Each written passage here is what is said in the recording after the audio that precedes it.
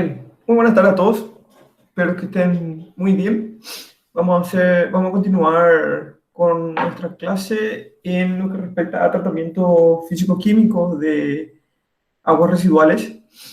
En la clase pasada habíamos visto lo que era la parte de tratamiento secundario cuando hablábamos de todo lo que era proceso biológico, de tratamiento biológico de aguas residuales, ¿no?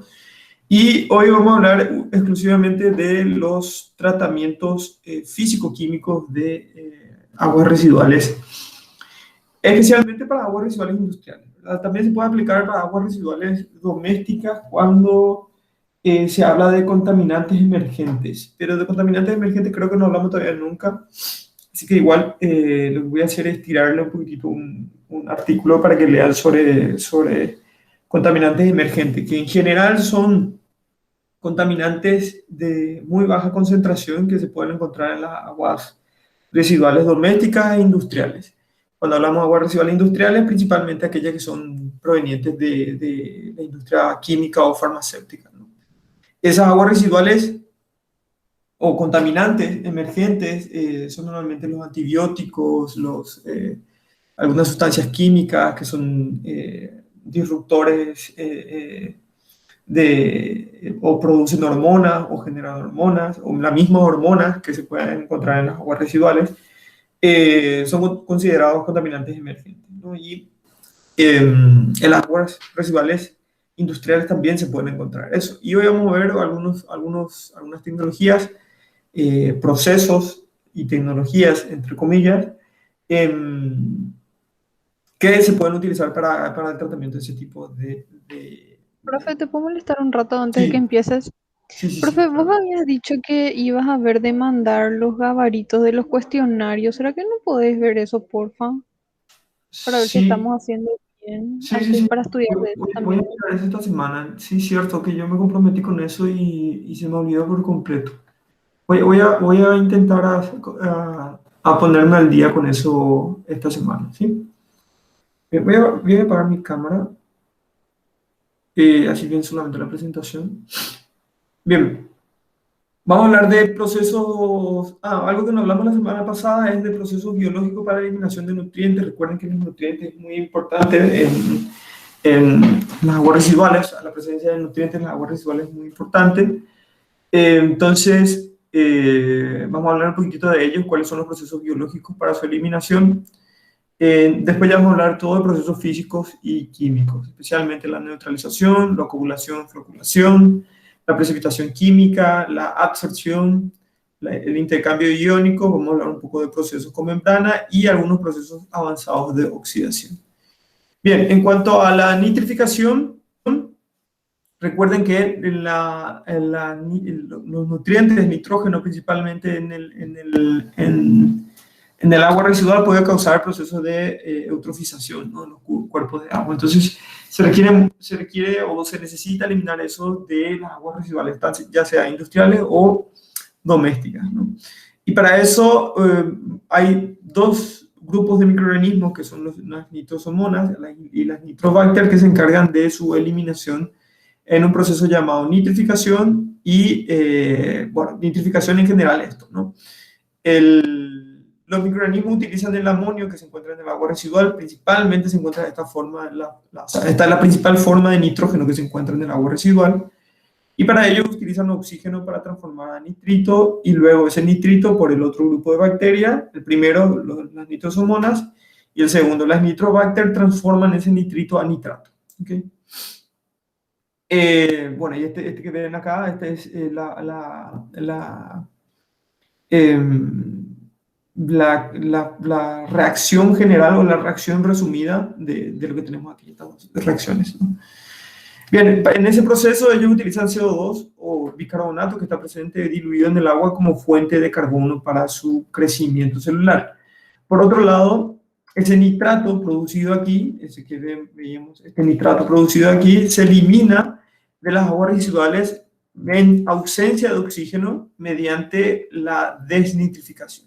Y esta desnitrificación implica un proceso de consumo de carbono orgánico como fuente de energía y utilización del nitrato como aceptor de electrones del proceso de transferencia de energía desde la fuente de carbono hacia un sector de electrones, que de normal se da en condiciones aerobias, se da desde la materia orgánica al oxígeno, o sea, el transporte de electrones se da desde la materia orgánica hacia el oxígeno, pero en condiciones anóxicas hay ciertos grupos de bacterias que son capaces de usar, en vez de oxígeno, utilizan el nitrato.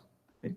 Y este nitrato entra en un proceso de reducción a nitrito, luego a óxido nítrico, luego a óxido nitroso y nitrógeno molecular.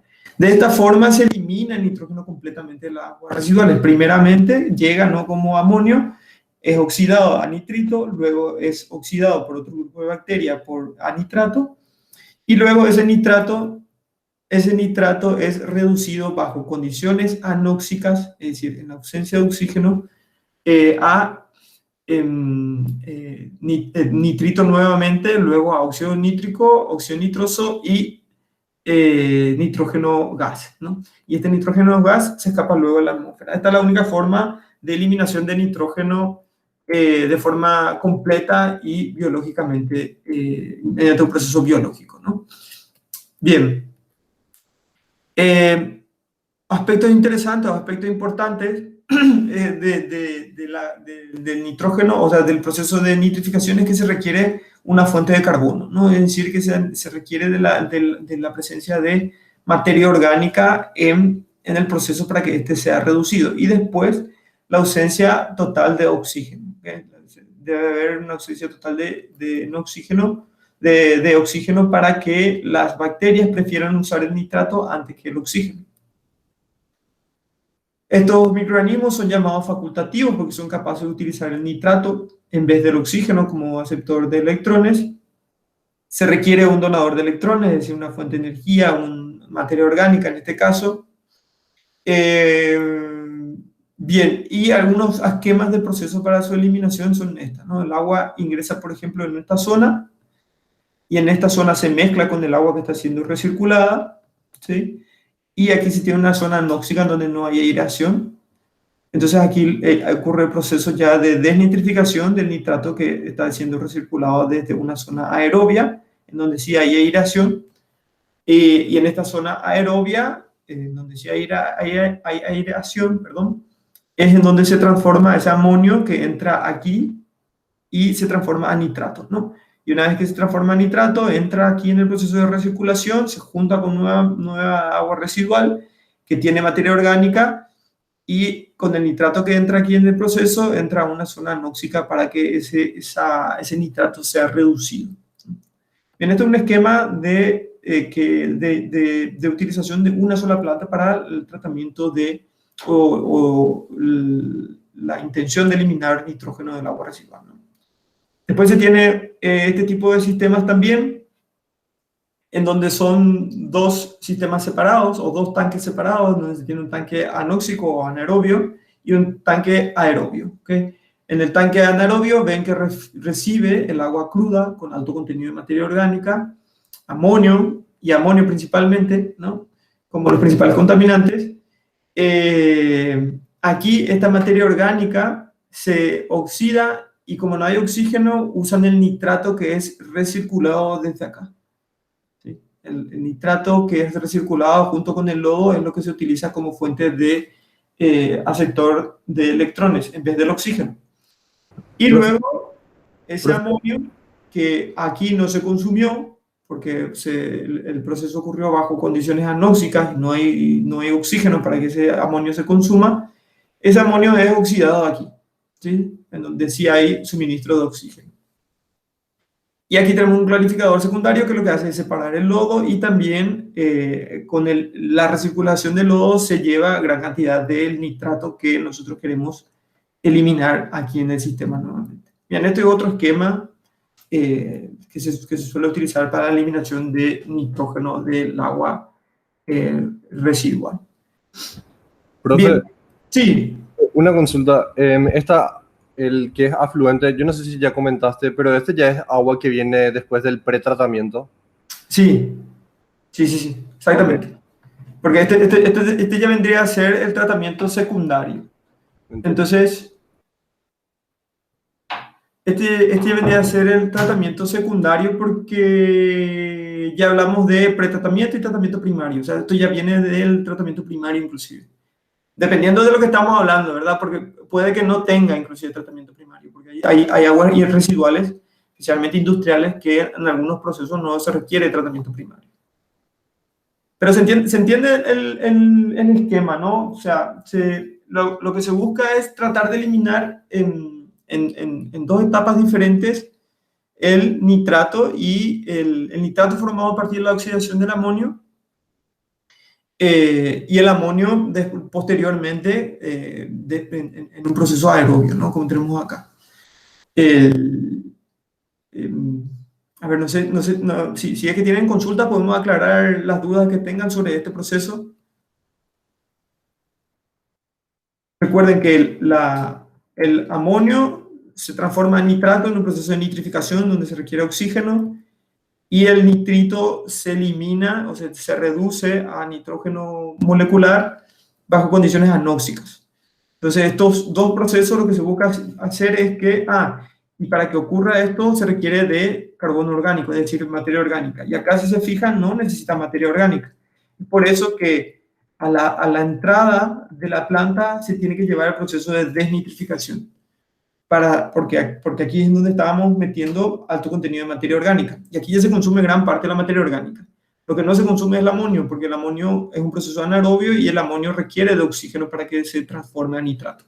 Entonces, en esta etapa se transforma ese amonio a nitrato mediante la aireación. Bien. Bueno, continuamos entonces ahora con otro tipo de contaminantes y los sistemas que se utilizan para su eliminación.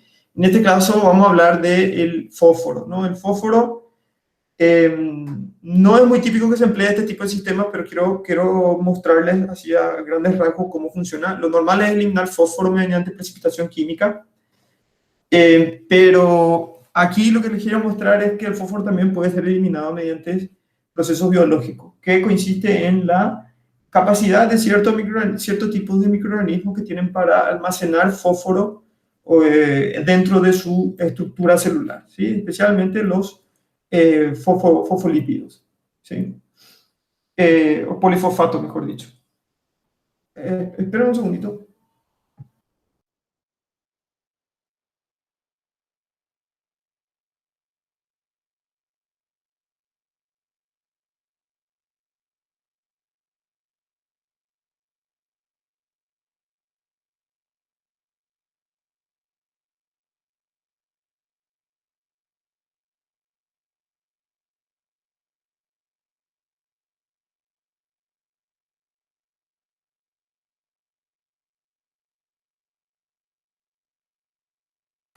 Disculpen, ya estoy de vuelta. Bueno, les decía que se utilizan ciertos microorganismos que son los organismos que son, o sea, microorganismos que son capaces de almacenar polifosfatos dentro de su estructura celular en grandes cantidades, ¿sí? Y para que ocurra esa situación es que se debe llevar dos etapas de exposición de estos microorganismos a condiciones anaerobias y luego a condiciones aerobias, ¿sí? Y cuando hablamos de condiciones anaerobias, ausencia total de oxígeno, de nitrito y de nitrato, ¿no? Porque cuando tenemos nitrito y nitrato estamos hablando de condiciones anóxicas. Bien, en la etapa anaerobia, que suele ser corta, se producen especialmente ácidos volátiles de cadena corta, ácido acético, ácido propiónico, y las bacterias acumuladoras de fósforo almacenan estos, o sea, los ácidos volátiles y demás, como polihidroxibutirato, que son sustancias de grande contenido de fósforo o grandes cadenas de fósforo, ¿sí? Entonces almacenan todos estos compuestos orgánicos de cadena corta, almacenan dentro de su estructura celular en forma de polifosfatos, ¿sí? O de compuestos orgánicos de alto contenido de fósforo, ¿sí?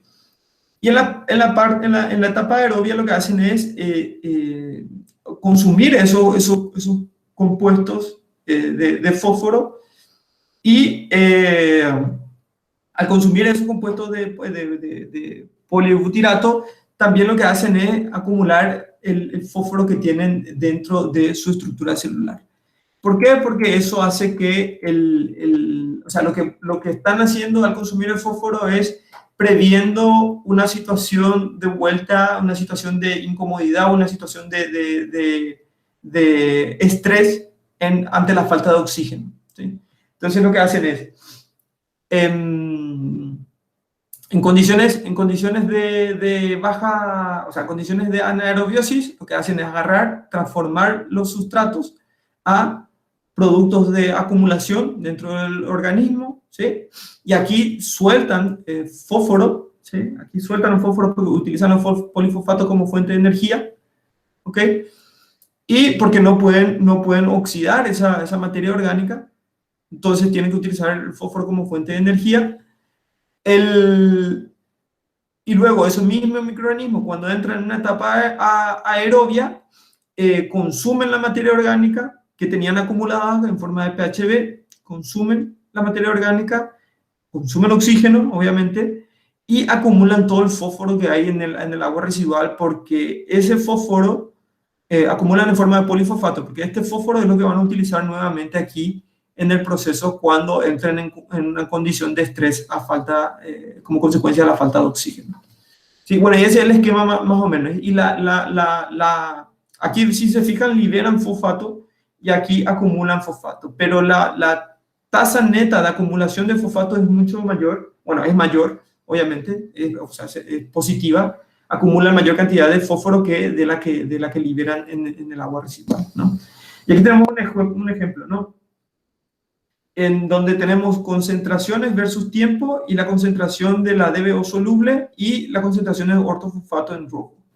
Bien, entonces se puede ver que en condiciones anaerobias, ellos lo que hacen es consumir la materia orgánica y lo transforman en PHB, ¿no? En PHB, que es este tipo de compuestos, ¿no? Y aquí liberan polifosfato, como puede verse, ¿sí? La cadena roja aumenta la concentración en la línea roja. Quiere decir que aquí se está liberando polifosfato, ¿no? Están utilizando ese fosfato como fuente de energía, por lo tanto están liberando en el agua residual. Pero después, cuando empieza el proceso aerobio, como puede verse, esta es la etapa aerobia, a partir de esta línea para acá es la etapa aerobia, los microorganismos empiezan a consumir la DBO y a acumular el ortofosfato o los fosfatos que están en el agua residual. Por lo tanto, la concentración inicial que teníamos de fósforo al principio, si se fijan, es mucho mayor de la concentración final que tenemos a la salida del sistema después de hacer este proceso de acumulación de fósforo. ¿Se comprendió esto? Es relativamente sencillo.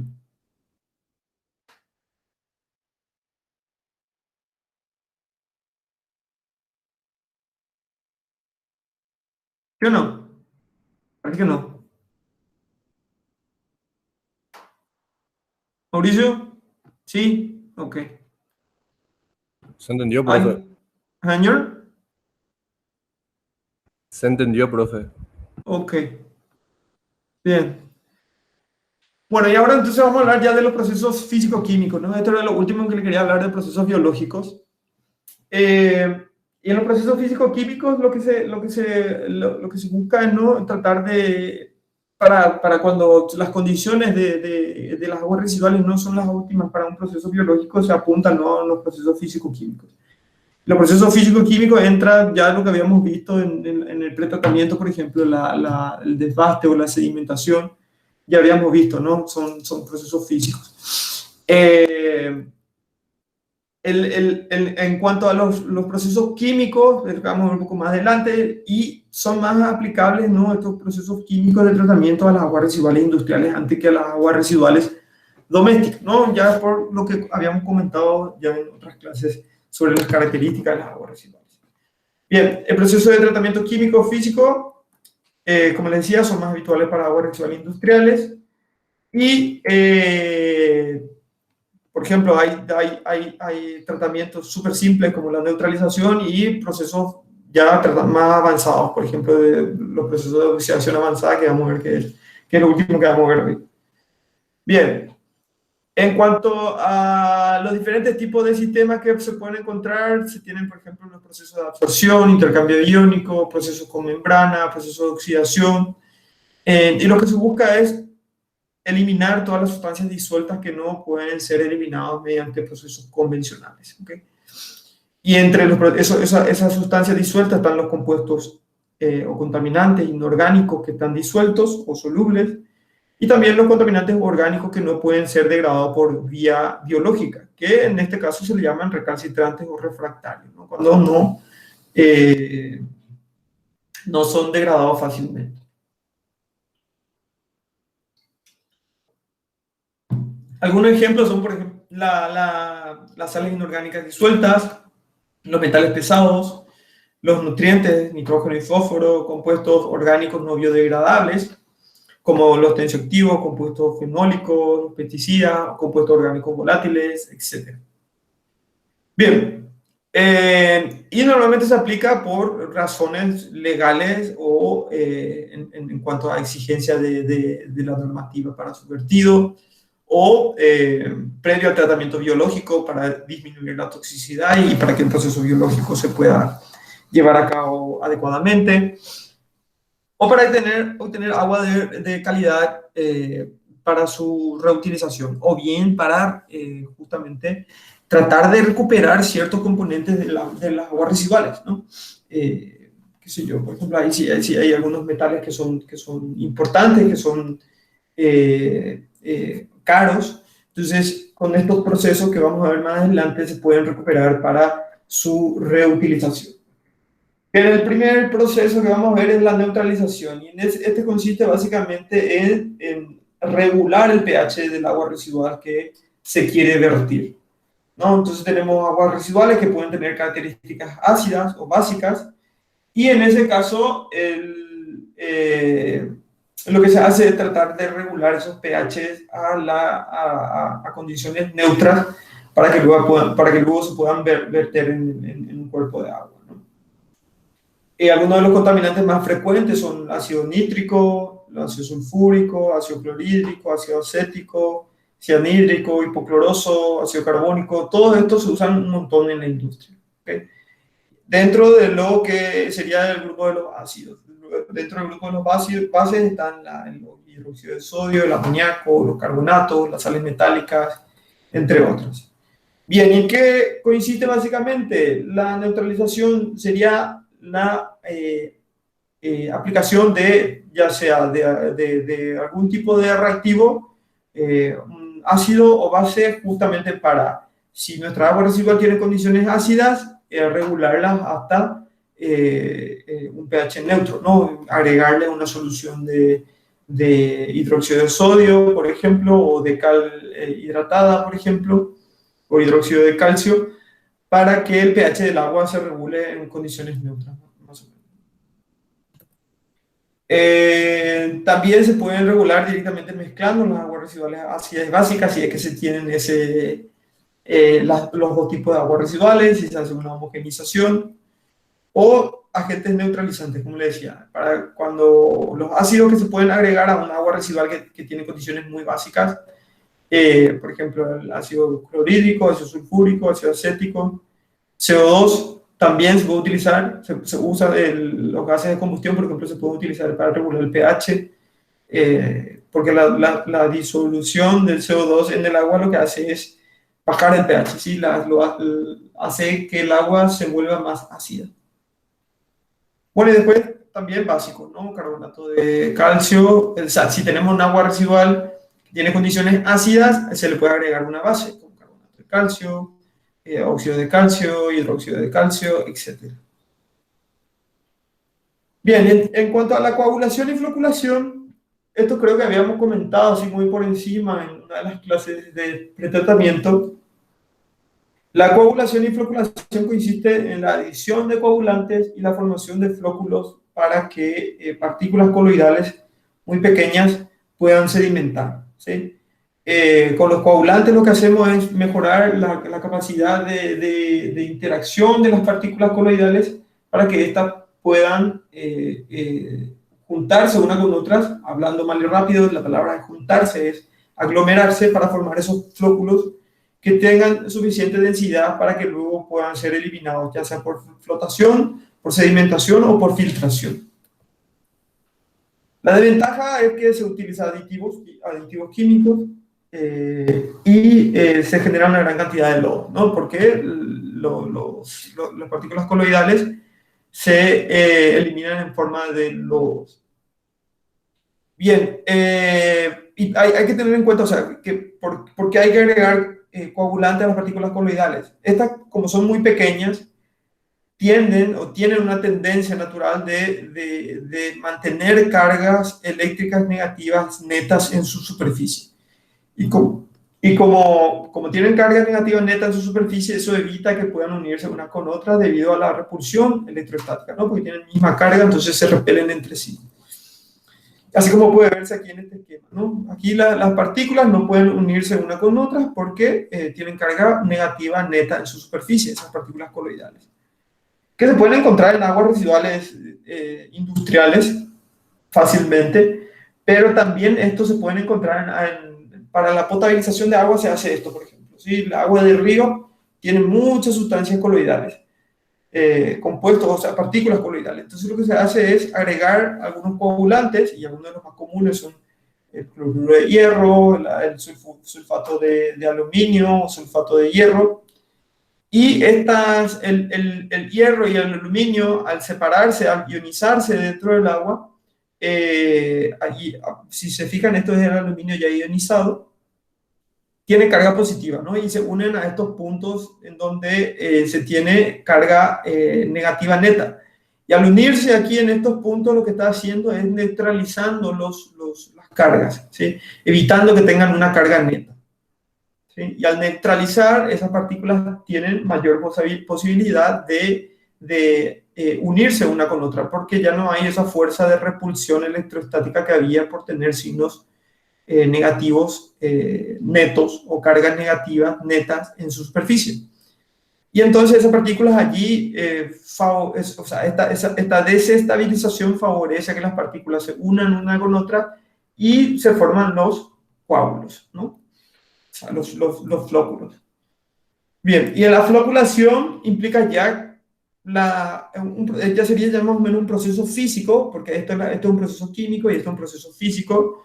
Aquí lo que hacemos es transformar o neutralizar la carga neta de la superficie de las partículas, y acá lo que hacemos con la floculación es mediante una agitación lenta, mediante una turbulencia que se genera, una pequeña turbulencia, se promueve la formación de los flóculos. ¿Okay? ¿Por qué? Porque al mover o al generar turbulencia, las partículas tienen mayores probabilidades de entrar en contacto una con otra. Y de esa forma se promueve que queden retenidos una con otra, se queden pegadas y así formar los flóculos. Aquí les dejo en este enlace que tienen acá. Este mismo enlace está también en el aula virtual. Es un ensayo de jarras, y el ensayo de jarras es lo que se hace normalmente para poder determinar cuál es la concentración de sales, o mejor dicho, de coagulantes, o la dosificación de coagulantes óptima para que ocurra esto que vemos acá, por ejemplo, ¿sí? Que se separen, que se tengan los flóculos, se pueden separar fácilmente por sedimentación, y se tenga un agua clarificada después del proceso de coagulación-floculación. Bien, ¿se entendió esto, no? Es relativamente sencillo. Bueno, aquí tenemos otro esquema, ¿no? Donde tenemos las partículas coloidales separadas.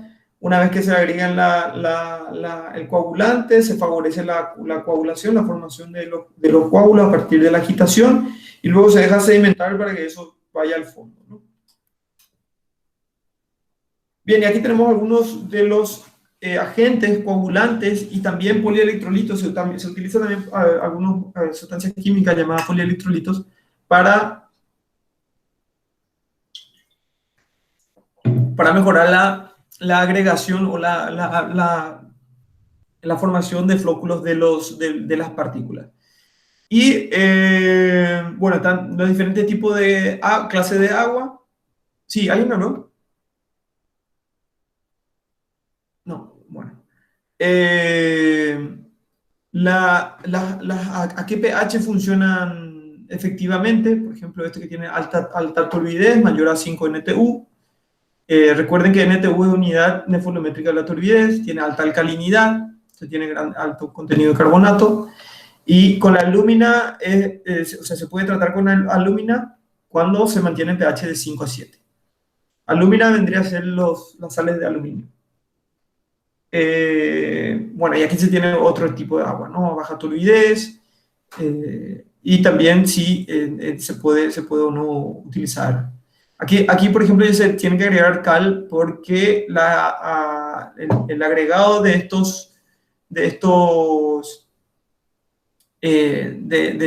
la alúmina va a hacer que disminuya también las concentraciones de carbonato y probablemente se modifique el pH. Entonces la adición de cal lo que sugiere es la regulación del pH nada más. Bien, ahora vamos a hablar un poquito de la precipitación química. Este sí que es uno de los procesos más interesantes en lo que refiere a industria. La precipitación química implica un proceso de reacciones químicas que favorecen la formación de sustancias insolubles, ¿sí? De sustancias que no se disuelven fácilmente, ¿okay? Cuando entonces tenemos nosotros una sustancia disuelta en el agua, por ejemplo, un metal, y con el agregado de otro tipo de compuesto químico, lo que hacemos es transformar ese metal a un compuesto químico que sea insoluble. Y al lograr que sea insoluble o al lograr que se insolubilice ese metal, podemos luego separar por sedimentación, así como se ve en esta imagen. Por ejemplo, aquí tenemos una sal de cobre que está disuelta, no vemos, o sea, el cobre no podemos notar a simple vista y no podemos separar mediante procesos físicos sencillos. Entonces lo que se hace es agregar ciertos tipos de aniones o sustancias químicas, por ejemplo, sulfatos, fosfatos o fluoruros, para que reaccionen con ese metal, en este caso el cobre, ¿no? Y al reaccionar con el cobre se forma esto que vemos acá, ¿no? Un precipitado que tiende a sedimentar. Y entonces por procesos de sedimentación se pueden eliminar muy fácilmente. Bueno, los agentes químicos de precipitación típicos que son utilizados para lograr la sedimentación de algunas sustancias son, por ejemplo, la cal, que se utiliza para metales pesados, la dolomita, que se utiliza para carbonato y también para metales pesados, el hidróxido de sodio, también para metales pesados, el carbonato sodio, también para metales pesados, otro tipo de sales de calcio para los sulfatos y la eliminación de sulfuros de las aguas residuales, fluoruros, el sulfuro sódico, especialmente para mercurio, y los poliorganosulfuros también para mercurio. Aquí en este cuadro, creo que más adelante está también esta figura, en donde se puede ver, por ejemplo, la solubilidad de determinados metales en función al pH.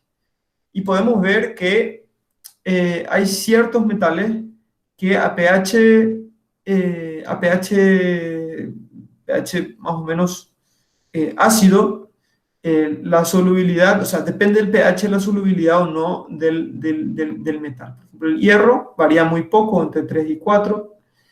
El cobre va de 6, en donde tenemos la mayor concentración, a 7,5 sería en donde tenemos la menor concentración. Entonces el cromo, a partir de cambiar solamente el pH, ya podríamos disminuir su concentración. O sea, todo esto si teníamos inicialmente aquí la concentración cerca de 100 y cambiamos el pH a 7,5, vamos a tener toda esta concentración transformada en precipitados que no va a poder mantenerse en solución. Lo mismo con otros metales como el zinc, níquel, cadmio, por ejemplo, ¿no? Bien, una de las principales formas de eliminar los metales pesados es mediante la adición de un hidróxido, ¿sí? El metal pesado normalmente puede tener carga positiva, de dos o uno, contiene dos cargas positivas, es decir, perdieron 2 electrones. si este se hace reaccionar con hidróxido de calcio, el metal forma un hidróxido que se vuelve un sólido y tiende a precipitar, y el calcio se queda disuelto en el agua. Entonces, este metal puede ser separado del agua mediante filtración o mediante sedimentación muy fácilmente. De otra forma, ese metal iba a ser relativamente imposible eliminar. Bien, cuando un sistema, bueno, lo que ocurre normalmente es que el sistema químico no consiste en, o sea, una reacción química consiste en cuando dos reactivos reaccionan entre sí para producir un producto, ¿no? Y estos, cuando están en equilibrio, se mantiene la concentración de C y D sobre A y B, da una constante. ¿Okay? Las concentraciones o sea, el producto de las concentraciones de C y D, que son los productos, dividido el producto de las concentraciones, que son los reactivos, da una constante. Si uno de ellos se modifica en su concentración, por ejemplo, agregamos más B, necesariamente para que se mantenga esta constante, estas concentraciones también tienen que modificarse.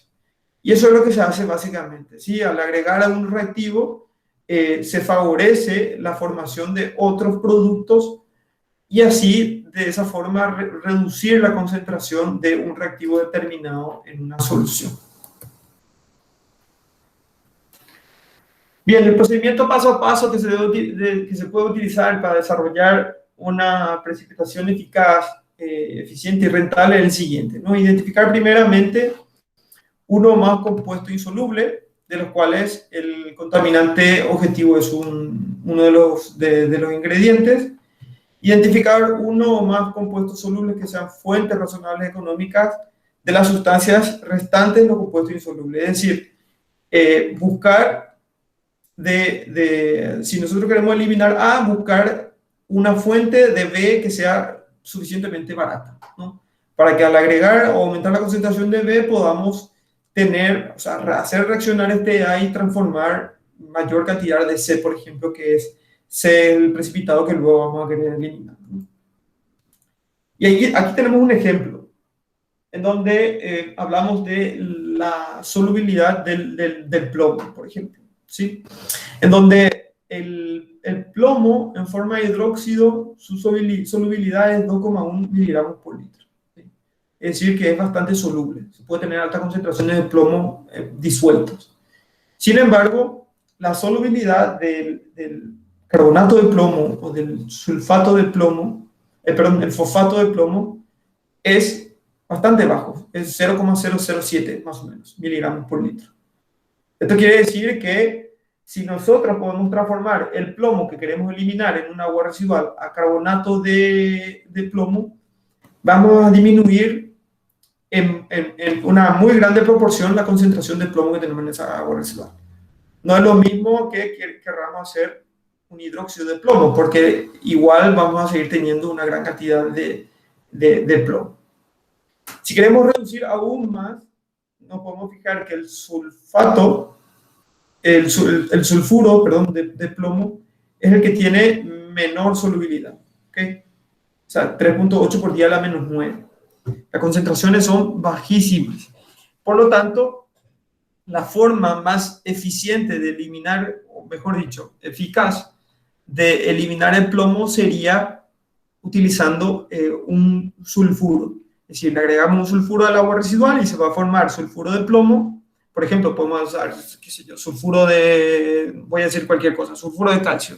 Y le agregamos sulfuro de calcio al agua residual y vamos a transformar nuestro plomo, que está disuelto en el agua, en sulfuro de plomo, que se va a precipitar, y la máxima concentración que vamos a poder tener disuelto es 3,8 por 10 a la menos 9 miligramos por litro de plomo. El problema está en lo económico, ¿sí? Que los iones carbonatos normalmente son mucho más baratos, por ejemplo, el carbonato de sodio. O sea, agregar carbonato de sodio es mucho más barato que agregar sulfato de sodio, ¿sí? Entonces, eso podría llegar a ser un problema. Si nosotros lo que queremos es disminuir a concentraciones ínfimas el plomo, le agregamos el sulfuro de sodio. Pero si nuestra intención es disminuir a concentraciones por debajo de la milésima, podemos quedarnos con el carbonato de sodio. ¿Se entiende esto, no?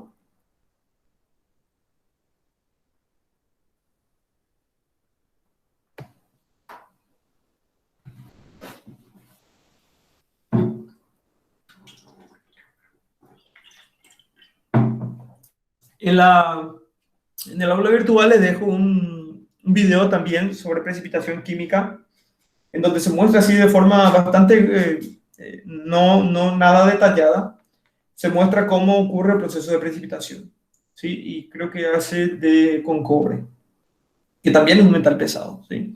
Y cobre con un hidróxido, nada más. Bien, en esta tabla que tienen acá, pueden ver los diferentes metales pesados, o sea, los más representativos, que se pueden encontrar en aguas residuales industriales. Tenemos al cadmio, al cromo, al cobalto, al cobre, al plomo, al mercurio, al zinc, entre otros. ¿Okay? Y algo interesante de esta tabla es que nos muestra cuál es la solubilidad de cada uno de esos metales si es que es transformado el metal en un hidróxido, por ejemplo, de cadmio, o un carbonato de cadmio, o un sulfato de cadmio. Y se puede ver que para cada uno de ellos se tiene que, por ejemplo, para el cadmio, formar un sulfuro de cadmio va a hacer que las concentraciones del cadmio en el agua residual sean bajísimas, cerca de 6.7 por 10 a la menos 10 miligramos por litro de cadmio. Es decir, se reduce enormemente. Por otro lado, para el cromo no se aplica eso. Por ejemplo, si tenemos una mezcla de cadmio y de cromo en un agua residual, no se podría aplicar un sulfuro no se podría aplicar en el agua residual porque vemos que el cromo no se elimina. Sin embargo, si nos fijamos en los hidróxidos, sí se puede tener concentraciones bajísimas de cadmio y cromo si es que agregamos un hidróxido, por ejemplo, un hidróxido de sodio. Entonces sí se estarían eliminando de una sola vez cadmio y cromo en una gran cantidad. Bien, para eso sirve esta tabla, para mostrar un poquitito lo de la solubilidad cuando esos metales son transformados a un hidróxido, a un carbonato o a un sulfuro. Bien.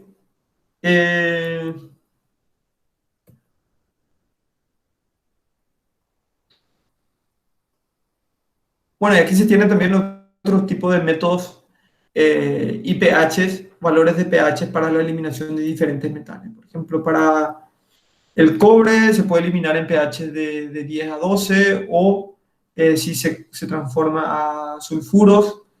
Y el método para su recuperación es, por ejemplo, recuperación evaporativa o mediante intercambio iónico, etc. Bien, esta tabla les dejo para responder luego el cuestionario.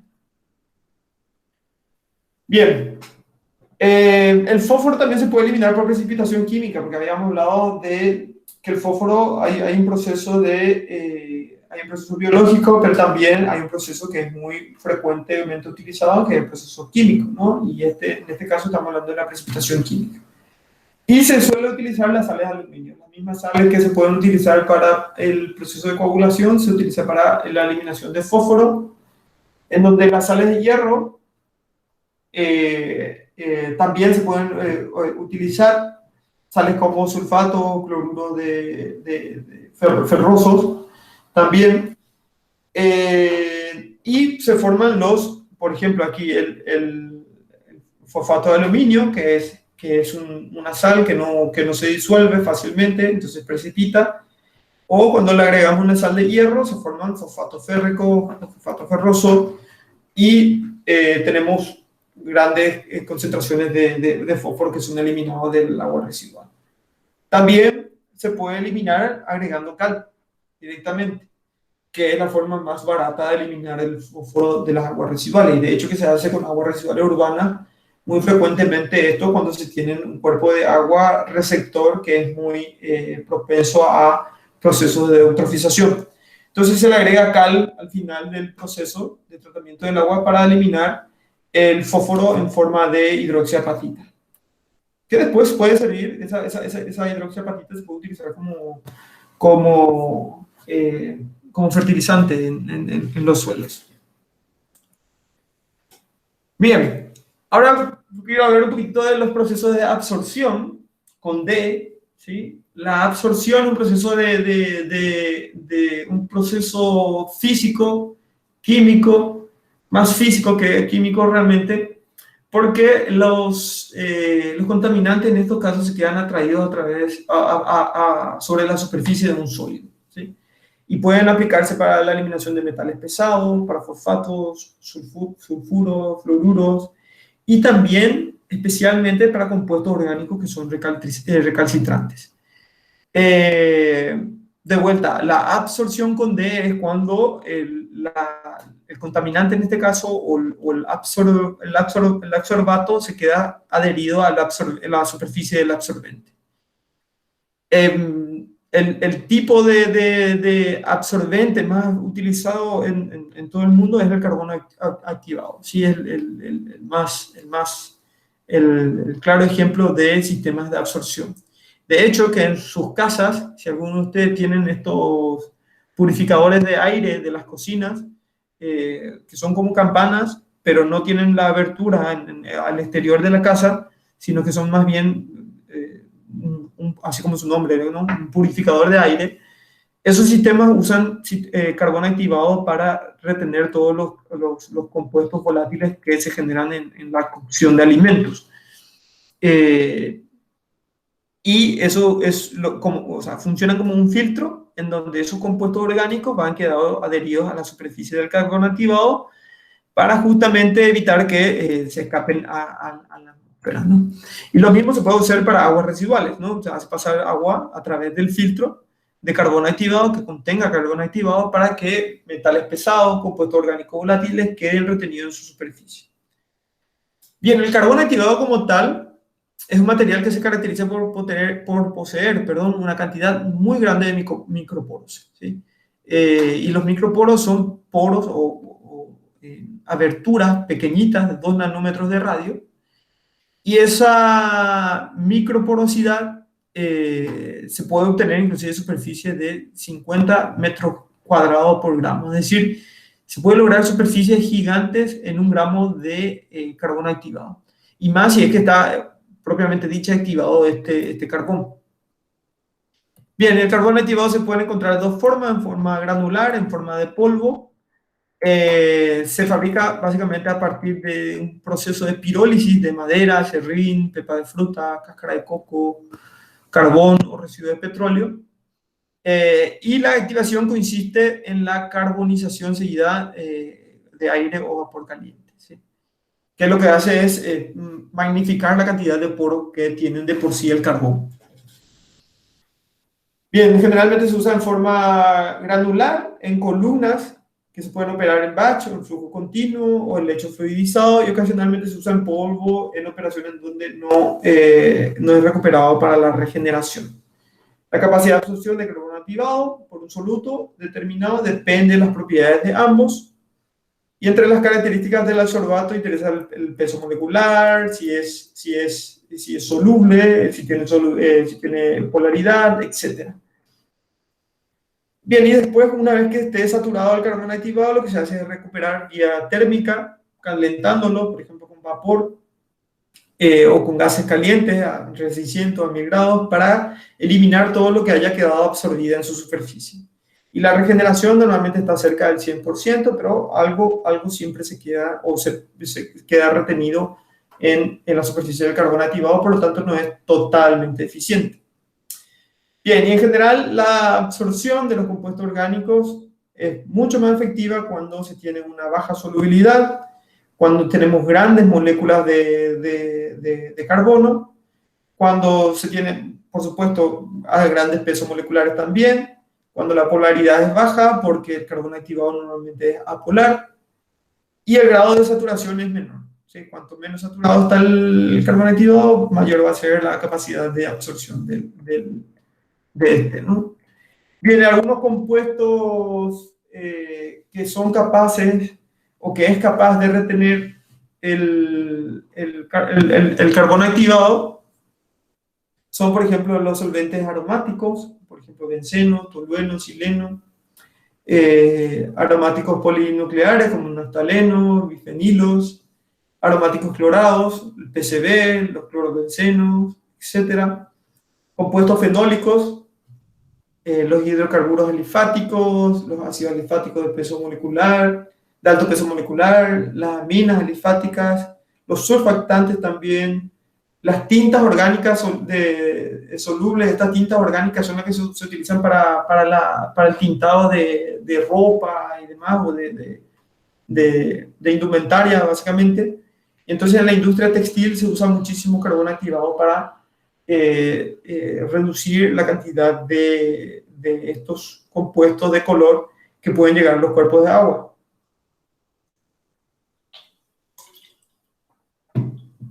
También se puede utilizar para reducir la concentración de combustibles en las aguas residuales o en las aguas naturales, solventes clorados, ácidos alifáticos y aromáticos, entre otros. Bien, y aquí les dejo una bibliografía, si se animan a leer. Dice Remove Organic Compound from Industrial Wastewater Using Granular Carbon Column Process, o sea, procesos de columna para eliminar compuestos orgánicos de aguas residuales industriales. Esto lo voy a poner en el aula virtual también, y quizás les tire un par de preguntitas a partir de esta bibliografía. Bien. Bueno, y este es un proceso, ¿no?, de eliminación o de la utilización de carbón activado dentro del proceso general de tratamiento de aguas residuales, ya sea aguas residuales industriales como tal, inclusive teniendo procesos biológicos dentro del sistema. Bien, y aquí estamos entrando ya en los últimos, creo que 2 o 3 sistemas. El proceso de intercambio iónico. Les dejo también una práctica, un ensayo en el aula virtual, un video de una profesora española que hace una práctica justamente hacen la medición de la capacidad del carbón activado para eliminar el azul de metileno de una agua entintada con el azul de metileno, ¿no? Bien. El intercambio iónico también es un proceso que se utiliza en industria, solo que no es muy aplicado porque son ya procesos un poco más avanzados, mucho más costosos. Se usa más para potabilización de agua a nivel países en donde no hay mucha agua disponible.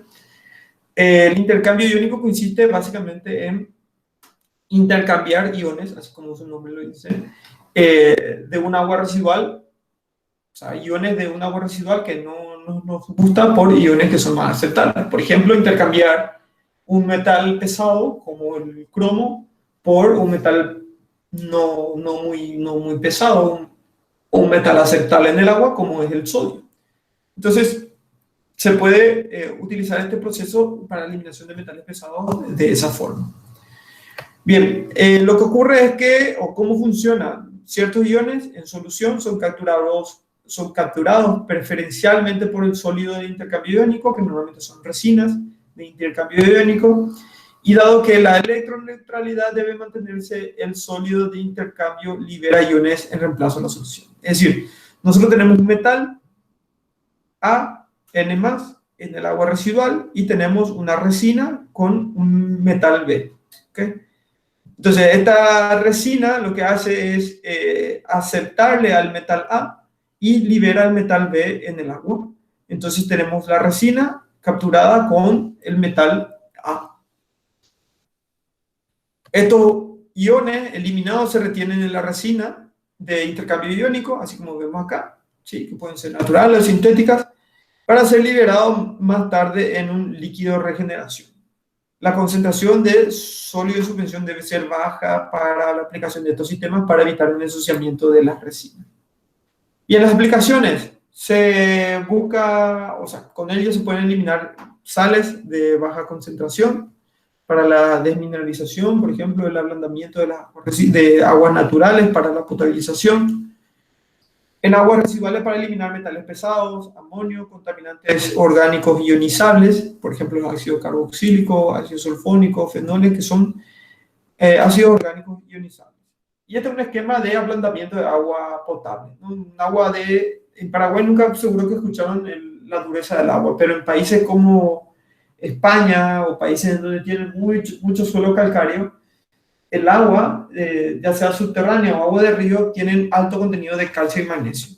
Y ese calcio y magnesio causa mucho problema, inclusive de sabor en el agua. Entonces se busca eliminar eso.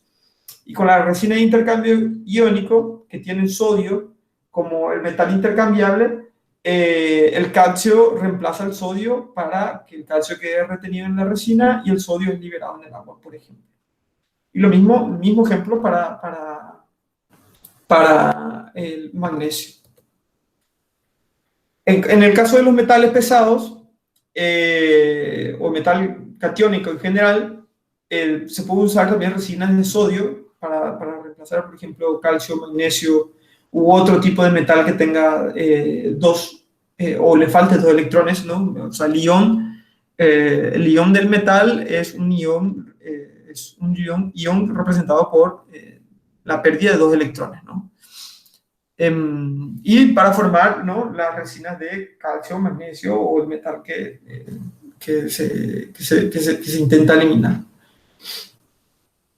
Bien, y después, una vez saturada la resina, cuando llega a todos los sitios de intercambio iónico, porque recuerden, las resinas tienen unos sitios donde está el ion, que sería el sodio. Una vez que es reemplazado totalmente el sodio, esa resina ya no puede intercambiar, ¿no? Ya no puede volver a recibir metales. Entonces, una vez que se haya saturado, lo que se hace es, se regenera con una solución salina saturada. Bien, y aquí en esta secuencia de metales que se ve acá, se puede observar cuáles son los metales en orden de prioridad de preferencia para el intercambio de cationes. Es básicamente esto, ¿no? Cuando hablamos de resinas ácidos fuertes. Por ejemplo, lo primero que si se fijan, las resinas originalmente son casi todas de sodio. Y eso es porque el sodio se desprende fácilmente, porque el amoníaco puede reemplazar el sodio, el potasio puede reemplazar el sodio, el cesio puede reemplazar al sodio, la plata puede reemplazar el sodio, y así sucesivamente: níquel, cadmio, cobre, cobalto, calcio, etcétera, inclusive plomo. Es decir, nosotros vamos a usar resina de intercambio iónico con sodio, o sea, con el catión sodio, para cualquiera de estos metales que vemos acá. Y cuando tenemos resinas de intercambio aniónico, por ejemplo, el intercambiador puede ser un ion hidroxilo directamente, entonces se pueden retener el ion de cianhídrico, el ion de fosfato, de óxido de cromo, óxido de selenio, el óxido de cromo más, bueno, esto es lo mismo que esto, el ácido del óxido de cromo también, etc. Bien, esto es simplemente para mostrar cuáles son los iones preferenciales, o sea, cuáles serían los iones que preferentemente se unirían a la resina. Eso es. Bien. Ya estamos por acabar. Y aquí les quiero mostrar que los procesos con membrana también se pueden utilizar para las aguas residuales, ¿sí? Los procesos con membrana son procesos físicos en donde tenemos membranas que son semipermeables, lo que permiten el paso del agua, evitando que ciertos tipos de sustancias queden pasen y queden retenidos dentro de la membrana, ¿no? O por la superficie de la membrana. Son muy frecuentes para diversos sectores industriales, por ejemplo en la industria alimentaria, para concentrado de proteínas, para la limpieza o purificación de las bebidas fermentadas, etc. Normalmente son de elevado costo, ¿sí? Por eso es complicado utilizar ya para aguas residuales, a no ser que sea exclusivamente para la separación de algunas sustancias que tengan mucho valor. Se pueden fabricar con materiales poliméricos, cerámicos, metálicos, en forma de láminas planas, tubulares o del tipo denominado fibra hueca. ¿Okay? Estructuras tubulares que son de 0,1 a 10 milímetros de diámetro, externos que se disponen en módulos compactos. Bien, y aquí se tienen algunos tipos de membrana. Tenemos la membrana de microfiltración, ultrafiltración, nanofiltración y homoinversa principalmente. Todas ellas funcionan bajo presión, ¿sí? Y los procesos de separación son el cribado para la microfiltración y la ultrafiltración, para la nanofiltración el cribado más una solución, difusión a través de la membrana. Después ya la ósmosis inversa ya es directamente por difusión, no es más por cribado. Y en la ósmosis inversa es lo que quería mostrar, porque en realidad estos cuatro son los que más se aplican. Y es lo que vamos a ver ahora. La microfiltración, por ejemplo, funcionan a presiones de 100 a 500 kilopascal.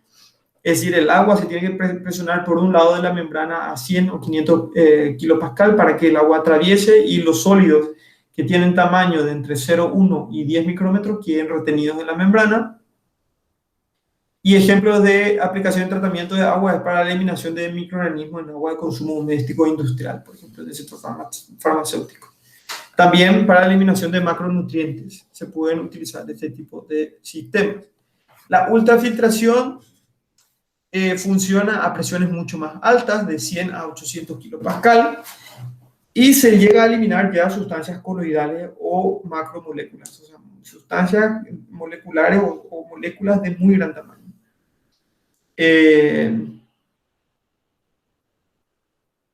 Bien, los costes son muy altos para tratamientos de aguas residuales de mucho caudal.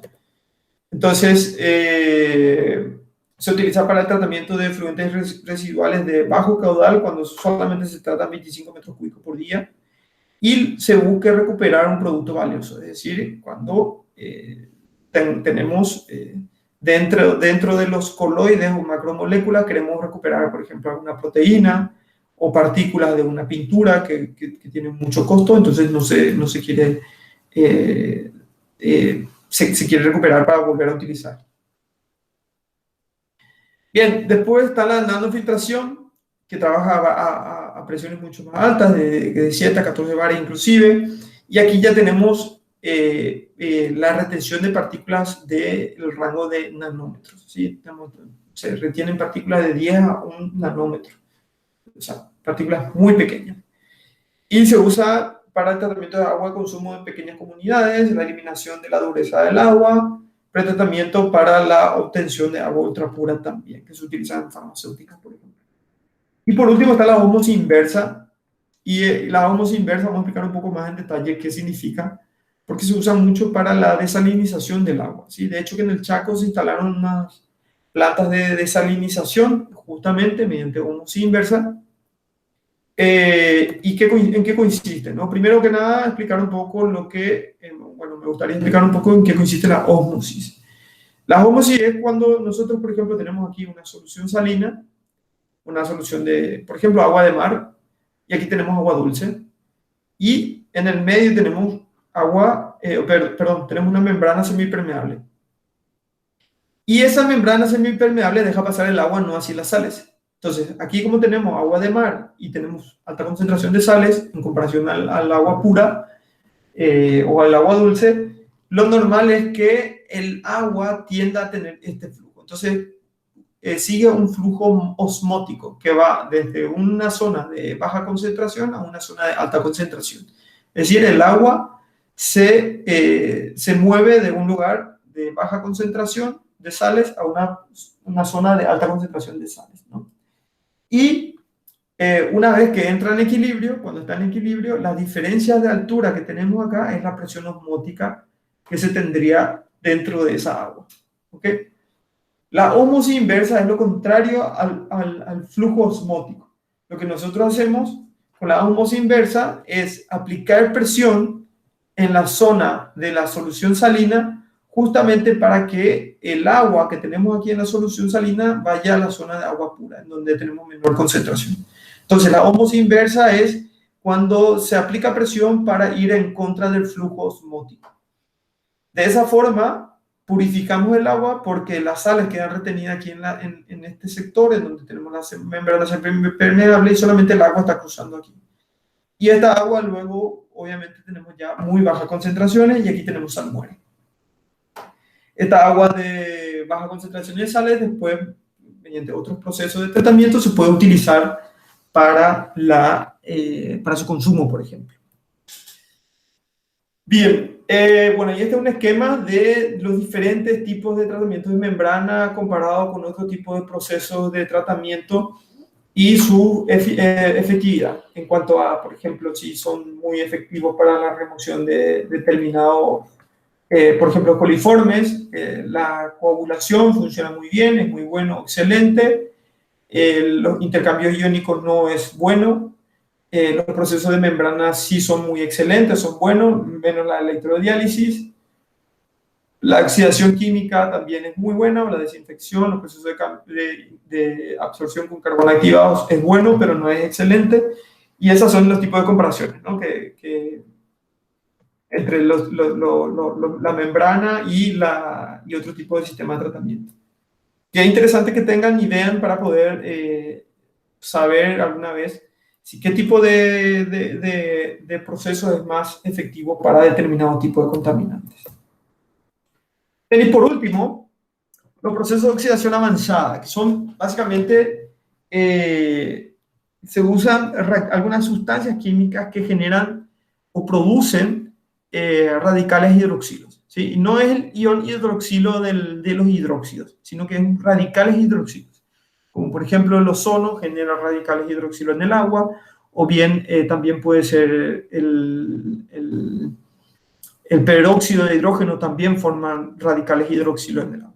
Y lo que tiene este radical hidroxilo es que es muy, muy, muy reactivo, ¿sí? Reacciona muy fácilmente con cualquier cosa.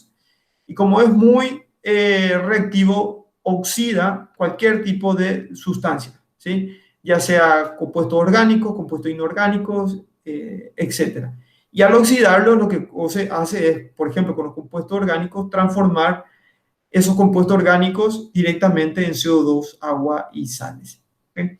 Entonces, se puede utilizar para efluentes refractarios, es decir, aguas residuales que tengan baja DQO, pero en esa DQO tengan algunos compuestos orgánicos que son muy, muy difíciles de degradar mediante procesos biológicos. Entonces se aplican los procesos de oxidación avanzada para oxidar ese tipo de sustancias. O son compuestos orgánicos que no se degradan, compuestos orgánicos que son tóxicos, por ejemplo. Entonces, mediante mecanismos biológicos no pueden ser degradados. Como les decía, algunos son ozono, peróxido de hidrógeno, la radiación ultravioleta también, la fotocatálisis también son utilizadas como, es considerada como sustancias que pueden generar radicales hidroxilos. Y aquí se tienen algunas combinaciones de ellas, ¿no? Por ejemplo, la radiación ultravioleta con ozono, el ozono con agua oxigenada, la radiación ultravioleta sola, radiación ultravioleta con ozono y agua oxigenada, etc. Diferentes tipos de combinaciones de procesos. Bien, y la ventaja que tiene es de la transformación de los contaminantes, ¿no? Se eliminan la mayor cantidad se eliminan una gran cantidad de contaminantes muy fácilmente por oxidación y no se generan lodos. Eso es muy importante. No es como la coagulación en los procesos biológicos donde se generan una cantidad de lodo abundante. También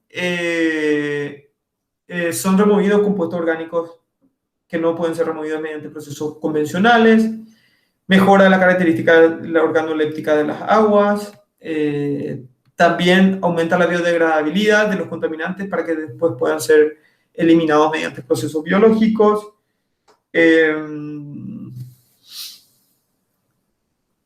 Bien, y la desventaja es que es muy costoso. Sí, es muy costoso por tener un equipo de producción de ozono es bastante costoso, el agua oxigenada como tal es costoso y con ello lleva su consumo energético, ¿no? La utilización de lámparas de radiación ultravioleta, por ejemplo. Bien, les dejo también un video sobre membranas, especialmente explicando un poquito mejor esto de la osmosis inversa, para que le echen un vistazo. Y eso es todo la clase de hoy. No sé si tienen alguna consulta que quieran hacer, alguna duda que haya quedado, dudas que tengan de las clases anteriores o de los cuestionarios que tenían que resolver. Profe, yo tengo una consulta en específico. O sea, en la clase anterior vimos el biológico y ahora los procesos físico-químicos. En un Sí. tratamiento de efluentes normal, por ejemplo, el que hace la SAP, Sí. ¿sería solamente biológico o una combinación de ambos, proceso físico-químico y biológico, o depende de la industria esto? Sí, sí, si hablamos de SAP, estamos hablando de aguas residuales urbanas. Y para aguas residuales urbanas, te cuento lo que hay en la actualidad. Son lagunas de estabilización a secas y algunos procesos de pretratamiento que son sedimentación, desarenadores y rejas. Entiendo. Y ahora se están construyendo algunas plantas de tratamiento para lo que es aguas residuales urbanas. Cuando hablamos de aguas residuales industriales, ¿qué tipo de sistema se va a aplicar? Depende mucho de cuál es el sistema. Por ejemplo, qué sé yo, la industria láctea puede tener tranquilamente un sistema de lodo activado. ¿Sí? Pero una industria farmacéutica igual no tanto. O una curtiembre tampoco es que sea muy viable que tenga un sistema de lodo activado. Si es que no va acompañado de un sistema de eliminación de sales y o sea, el sistema de lodo activado tiene que ir acompañado de un sistema de eliminación de sales, porque se producen muchas sales en una curtiembre, y también eliminación de metales pesados, que también se tienen en las curtiembres. Entonces, son casos muy específicos. Siempre depende de las características de las aguas residuales para poder definir qué tipo de tratamiento podría llevar. Gracias, profe. Bien. ¿Alguien más tiene alguna otra consulta? Bueno, les dejo entonces, voy a cargar el cuestionario entre hoy y mañana.